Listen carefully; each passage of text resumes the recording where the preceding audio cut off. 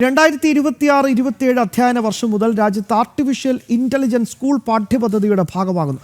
3ാം class മുതൽ AI പാഠ്യവിഷയമാക്കാനാണ് കേന്ദ്ര വിദ്യാഭ്യാസ മന്ത്രാലയത്തിന്റെ തീരുമാനം.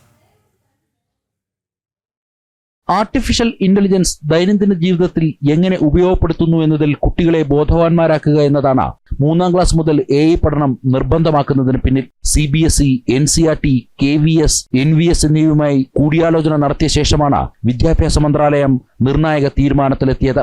AI കമ്പ്യൂട്ടേഷണൽ തിങ്കിംഗ് പാഠ്യപദ്ധതി വികസിപ്പിക്കുന്നതിനായി മദ്രാസ് ഇന്ത്യൻ ഇൻസ്റ്റിറ്റ്യൂട്ട് ഓഫ് ടെക്നോളജിയിലെ പ്രൊഫസർ കാർത്തിക് രാമൻ അധ്യക്ഷനായ ഒരു വിദഗ്ധ സമിതിയെയും രൂപീകരിച്ചു.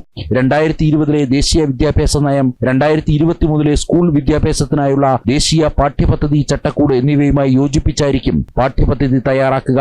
2025 ഡിസംബറോടെ റിസോഴ്സ് മെറ്റീരിയൽസ്, ഹാൻഡ് ബുക്കുകൾ, ഡിജിറ്റൽ ഉള്ളടക്കം എന്നിവ തയ്യാറാകും. അധ്യാപകർക്ക് ഇതിനായി പ്രത്യേക പരിശീലനം നൽകും. 2026-27 അധ്യയന വർഷം മുതൽ AI പാഠ്യപദ്ധതിയുടെ ഭാഗമാകും.